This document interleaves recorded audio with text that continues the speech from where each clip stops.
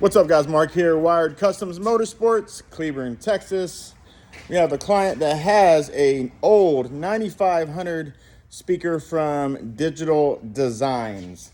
We're going to be building a custom console for his excursion, and I recommended that we run a 10-inch instead of the 12.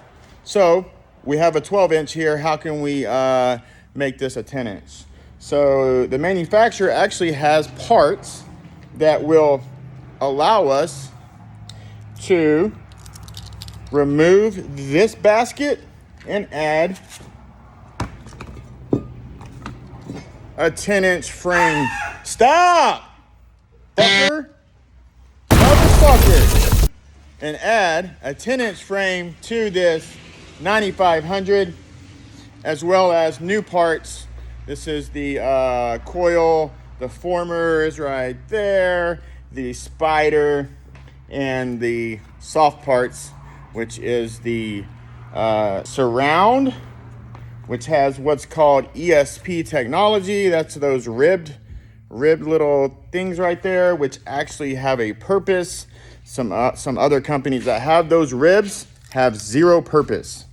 It's just for aesthetics only. This company, if you notice, we'll try to, I don't know if I can pick this up on video, but let me stick it right here. If you notice, when I press out, it expands and gets smaller, expands. That is a purpose for the excursion of the speaker. I can't really explain the science behind it, but the manufacturer can do that for you if you'd like. So basically, this kit here has new screws. When we're going to take this basket off right here, and then put the new frame on it, and then put these new parts in there, and he will have a brand new speaker minus the used magnet, which there's no purpose to add a new magnet, and it never loses its magnetic force on this style of magnet. A neodymium, supposedly after 10 years it can lose some of its force. However, I don't know how true that really is. I do know that the manufacturer has a magnetizer that magnetizes the neos, but they come over non-magnetized from China, and they magnetize them here in the USA for whatever reason. I don't know why. Maybe there's a rule in regards to transportation that they can't be magnetized. I don't know. Can't explain it. Just my thinking here. So we're going to cut this 9512 open and create a 9510 for this client, so he doesn't have to spend $1,100, $1,000, whatever this speaker is. The manufacturer changes their price every 30 days, so it's up in the air right now at this point. No, it was never like that, though. If they're watching this, they know that I am very correct in what I'm stating, or I wouldn't state it. So we're going to cut this thing open, bring it up here in the frame a little bit more. And the only reason I'm cutting it open, because I'm technically changing the frame only, is so I can get to unscrew the frame from the motor, aka magnet. In layman's terms, it's a magnet.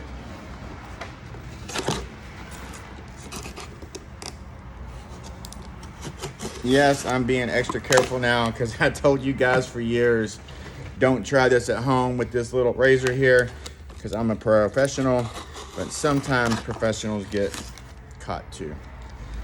Last week, it's a lot healed now, but I got pretty sliced open, blood everywhere. But we're back to rocking and rolling now. It's gonna take more than that to count me out. I don't know why this is so loose. All right, that's not supposed to happen. You're not supposed to be able to pull it up like this. You're not supposed to be able to pull it out of the spider at all. The coil looks perfectly okay. I don't see nothing wrong with it. Probably just old. and the parts have deteriorated, I'm suspecting, because the coil is perfectly okay. 9512 dual 4. It used to tell you the month and year it was created, but you know, they change stuff all the time, so what's it to me, right?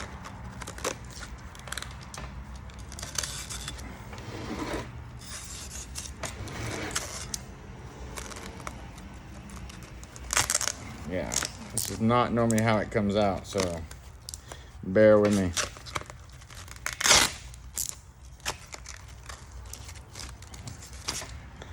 All right. Oh, that thing's heavy. We're gonna spray all this crap out right now before it gets down in there.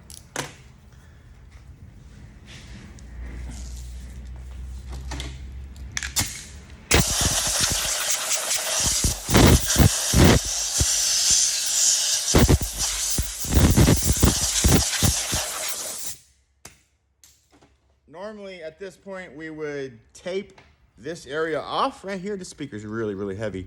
We would tape that area off to protect it from stuff getting down into the coil. You don't want anything into the coil, but because we're pulling this frame off, if you notice there's some screws right there. Screw, screw, screw, screw, screw. We're gonna grab an impact and get them screws out.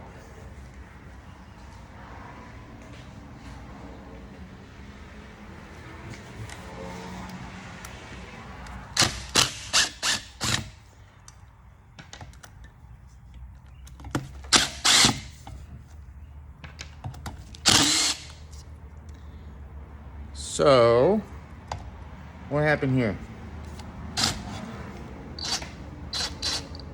Uh-oh. That ain't good.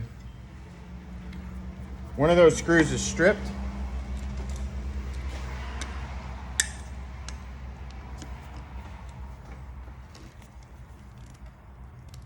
It obviously has Loctite on it. This might be a problem. Might be a little issue.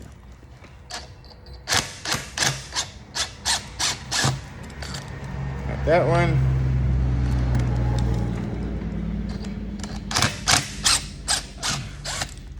Got that one.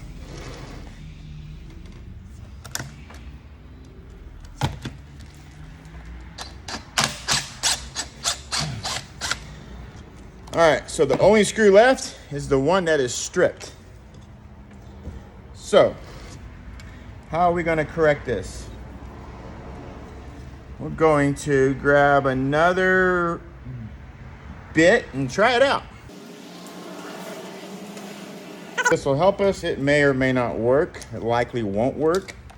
We're likely going to have to drill it.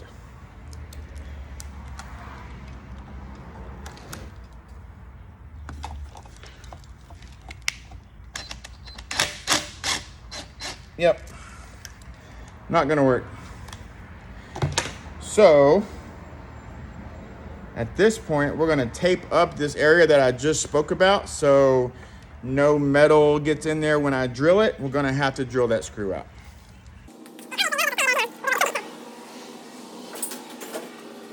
Blue painter's tape here. We're gonna cover up that coil, the coil opening, not the coil. Coil opening.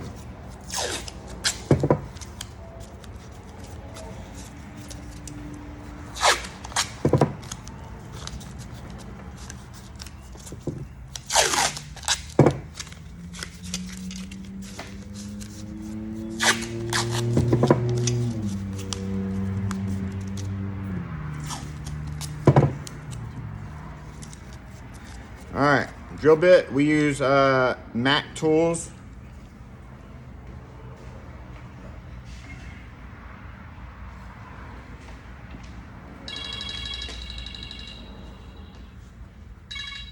What's up, Jose? Yes, sir. Oh, yeah, all good, brother. All good.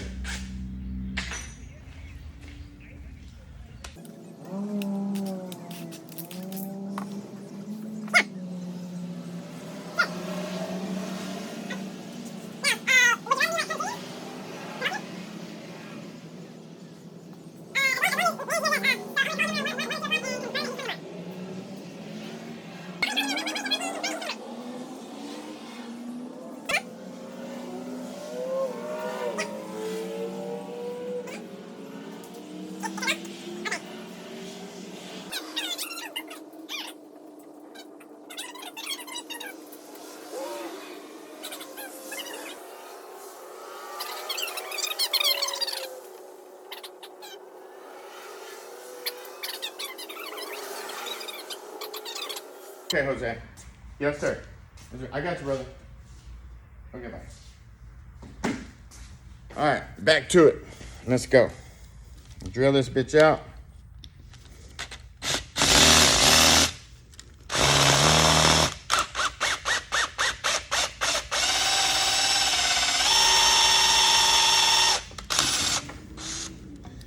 All right, now drill a little bit more.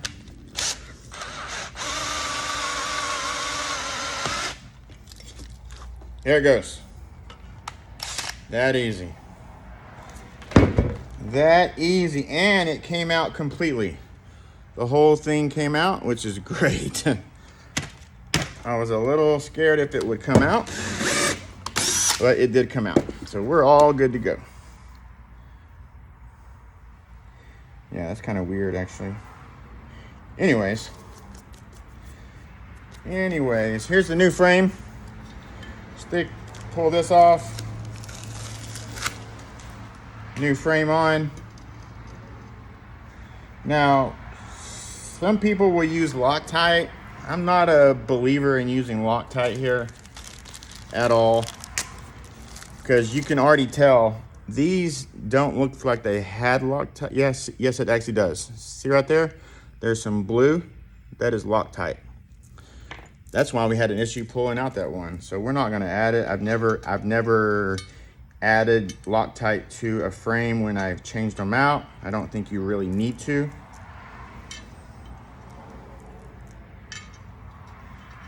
But I will tell you one important part is gonna be starting it manually with a screwdriver, not hitting it with the impact right off the bat, because you don't want to strip anything out and you want to make sure you're in the hole properly. Don't be laughing at what I'm talking about there, okay? All right, what did I just tell you? I just told you to do it manually. Just to start it manually.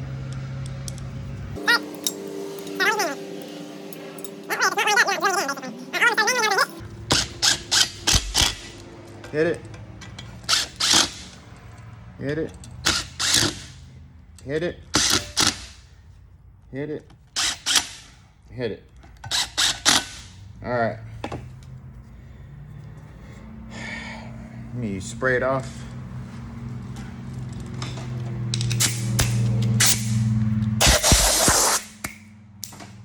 Now, here we go with the Recone RPK kit, 9510. We have this part right here. They're using 8 gauge temporarily because they ran out of 10. I don't like it because there's no reason for this to be 8 gauge, zero reason. Now we're gonna find out if they gave us the right part or not. It looks like they did give us the right part. That's a good start. I'm gonna open up our glue here. Nice and carefully.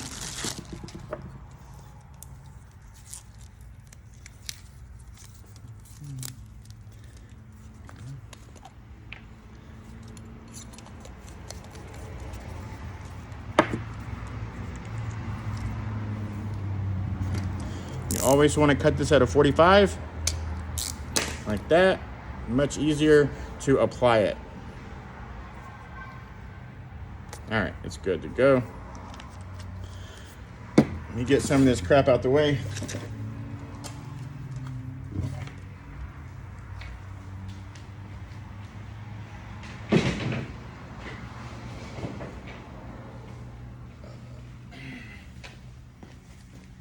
All right. This is what we have these clamps here for. Pour those clamps out, clamps right there.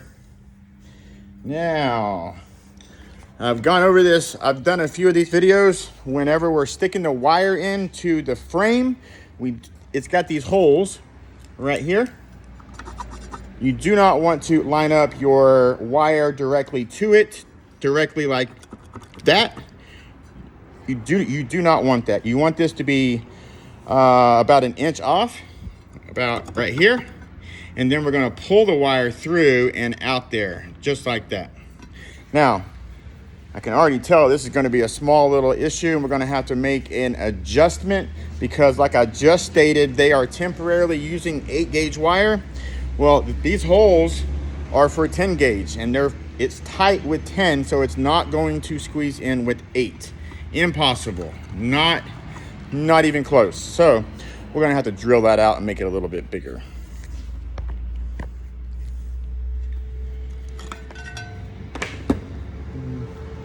And we need to protect the coil again.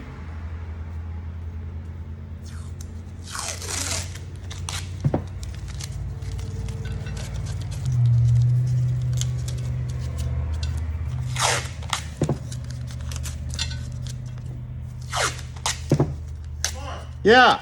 Just so you know, when I make my money in 2 years, I'm gonna act brand new. Just want you to know that. You want to do me a favor? What's that? Leave you alone? You want to go tell them to start that rack? What? I'm going to go tell them to start that tower rack. Oh, yeah? Yep. All right. I'll be right back. Okay. I gotta go put some money in the bank. Okay.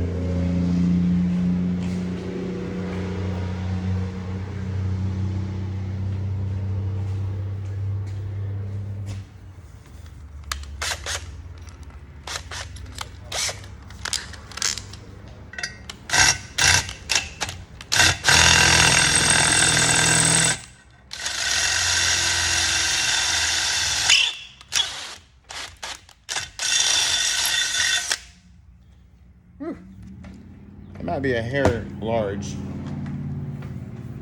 It might be a hair large. It's okay.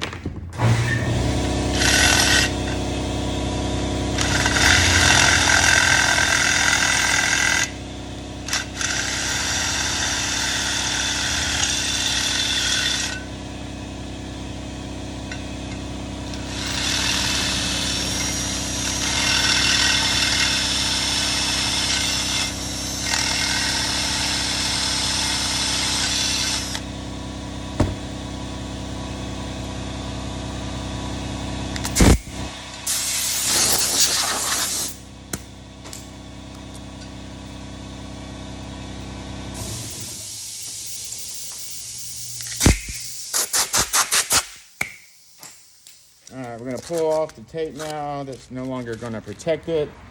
Now, our holes here are large enough to support the large ass fucking wire that they fucking added. Why'd they do that? I don't know. Not very smart to me. All right, so now we're gonna, here's another small tip on these brand new baskets. They come powder coated. However, glue doesn't stick well to powder coat. So we need to scrape this up. You can use a screwdriver, you can use sandpaper, you can even use a grinder, whatever you want. We're just gonna lightly scuff it with some sandpaper. I'll pull off a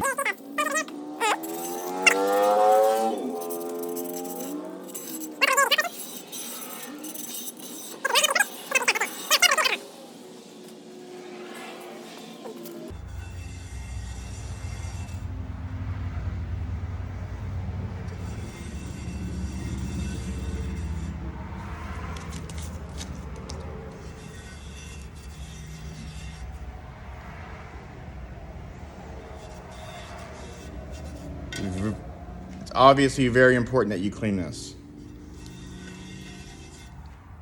Very. All right, now we're gonna get to the glue. And then we're gonna clamp the spider on after it's glued to help set it in place. But before we do that, we have to space out our coil appropriately. And they give you plastic shims. Stick in there like that.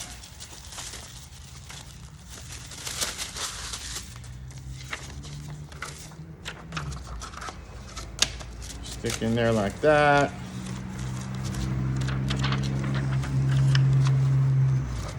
Normally it's like 4 to 5 of them.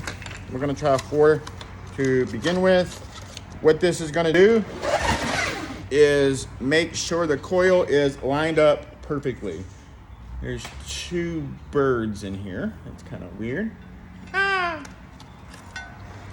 Anyways, and when you stick it in, you want it tight. Again, don't laugh at my words. There should not be a lot of play at all. It should be kind of hard to stick in. Again, stop, you guys. I know somebody's gonna call me out for that. But anyways, this is pretty tight right here. We're gonna rock and roll with the plastic that we already have in here. Let me check that there's no customer over here. Give me 1 second.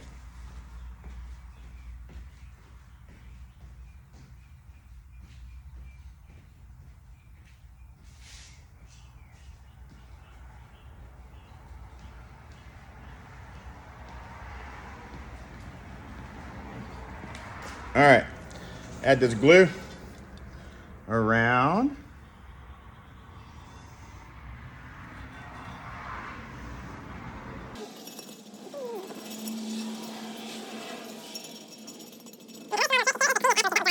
That will dry just like that. You want that as clean as you can at all times. Small little stupid tricks. All right, slide this in place, get it nice and perfect. And then we're kind of scoot it. And then it's gonna start absorbing the glue into the spider. We're gonna add some clamps here to hold it tight in place before we spray it. We're gonna also wait about 2 minutes before we spray it to allow it to absorb into the spider fully. Very important. Small little stupid stuff is very, very important.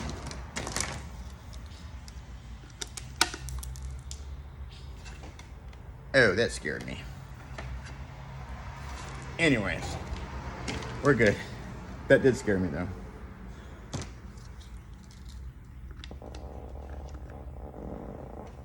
All right, so we're gonna wait just a minute and let that absorb into the spider. And then we're gonna pull these off and try it again.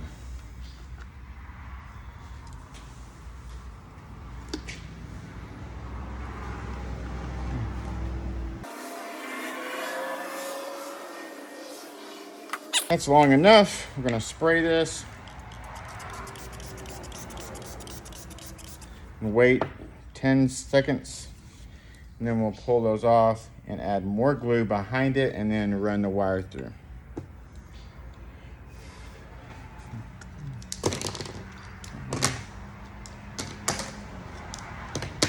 More glue.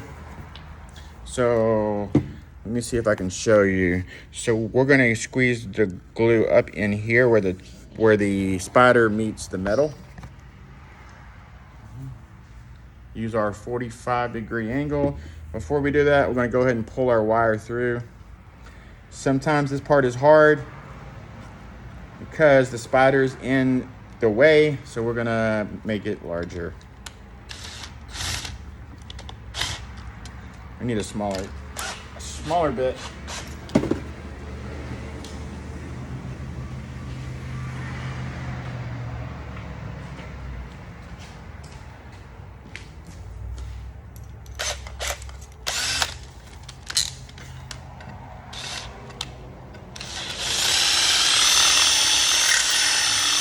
So we're kind of barely cutting into the spider. And this will allow the wire to go through appropriately. This is perfectly okay. And you kind of have to do that at this point.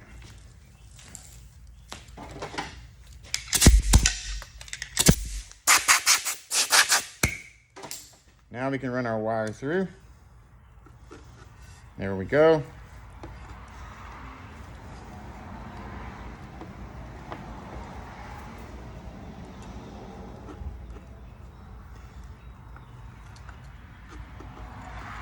It's gonna be a little hard to get through that whole big ass wire. Not smart, DD. Not smart. An average customer at home is gonna have an issue with this.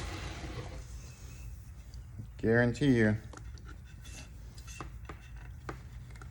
Maybe order enough wire.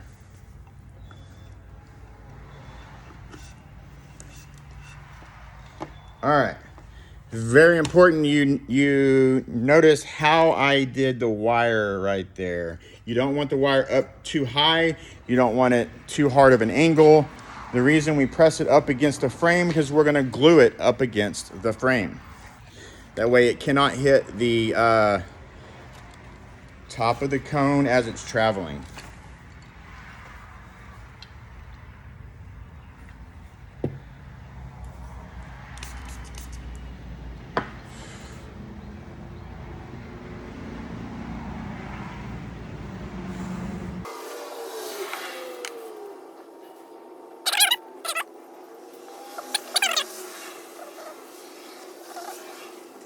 All right, I'm gonna clean that off. Give it just a minute to absorb.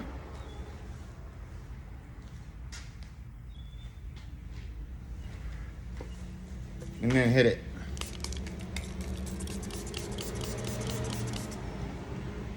All right, that's gonna dry here. We're gonna stick our surround and cone on now. If you notice, there's gonna be 2 marks.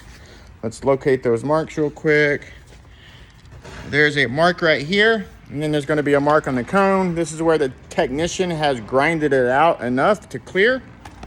So we're gonna stick those 2 lines as close together as we can. And then everything is gonna be appropriate. Before we glue that in place, we're gonna pull it up one more time, add glue here, and then set it in place, clamp it, and then spray activator underneath it so no glue gets down into the coil area.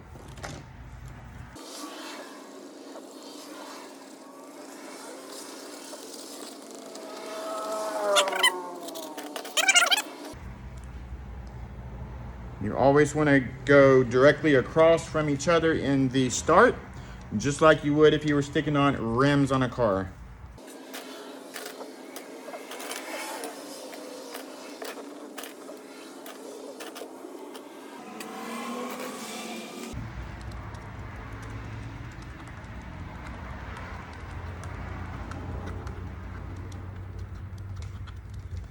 So you're wondering why I'm pressing this down here. It's to help smooth out the glue underneath it and squeeze out as much as possible. All right, now we're gonna let that hang out here. We do have another part that has to be installed. This is the rope. The rope will go on the interior portion, and it was cut appropriately. What they've been recently doing is not cutting them and having them too long, and you have to trim them on your own. There's a little trick here. We're gonna spray some activator here, spray some activator here, and then add glue here.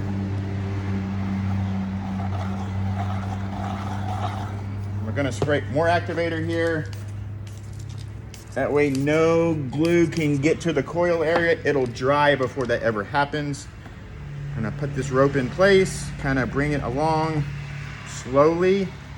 Then we're gonna check to make sure no glue has dripped down below.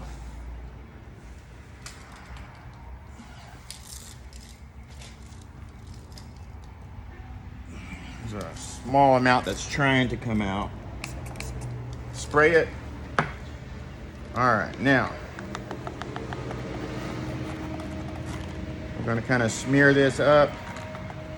Maybe add a little bit more here. Okay, I'm gonna smear it into the rope that we just added and let that absorb into the rope adequately for just a minute here.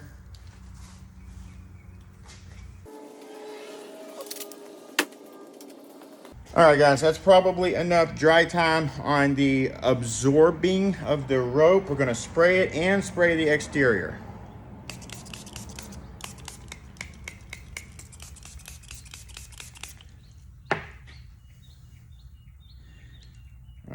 Now, I always add more glue after that glue dries. You don't want too much glue at one time, because what will happen is the exterior part of the glue, if it's a lot, the top part will dry, the bottom part won't dry correctly. It will eventually dry, but not immediately. So you don't want too much at once, basically, is what I'm trying to tell you. I am a believer in more glue, the better, within reason. Gonna let that kind of hang out for just a minute. We can pull these off now.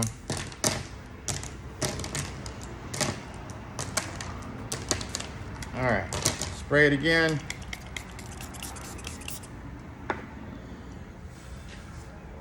Now, really important part. After we add more glue here, I will tell you.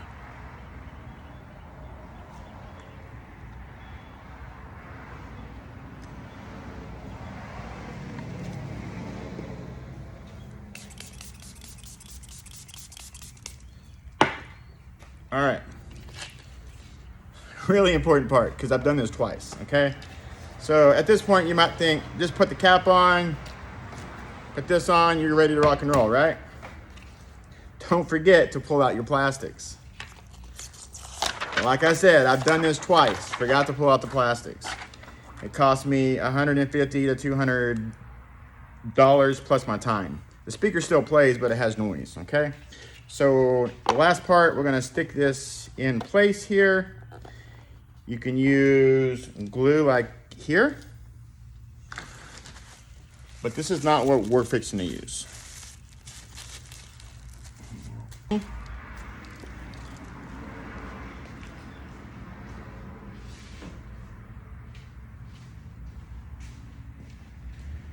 And this is what it looks like. Just it's a rubberized glue. It takes around 12 hours to cure, but that's okay, because we're not in a hurry, right? And when it dries nice. All right, we're good. But we need pressure on the cap.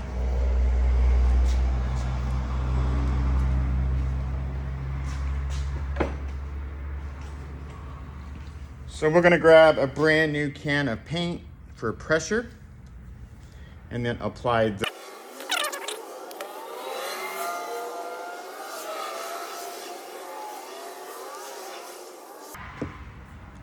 This is why that they hand you these little thingies here to pick up any extra stuff that gets out of whack. Like that. Get it off the cap. I made a small little error there. This part is not as easy as it looks. Not that easy, guys. Spin it off. One more. I'm gonna kind of spin it off the cap.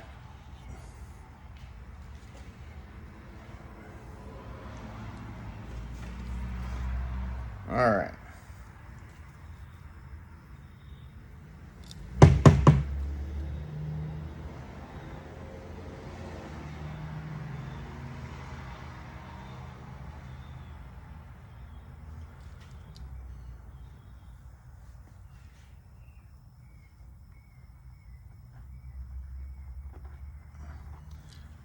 That's good there.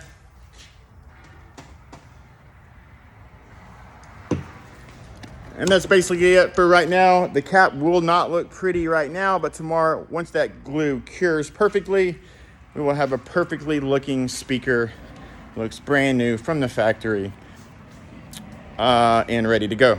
So that's it. I don't know how long that took. I'm gonna guess about a half an hour. Swapped out the frame, added new RPK parts to a 9510. It's a 9510 now. If you guys have any questions or I can help you in any way, wiredcustomsmotorsports.com, wiredcustoms.com, 682-500-0209. Almost gave you my personal. You can find us on Instagram, Facebook, TikTok, and on YouTube. Thanks for watching.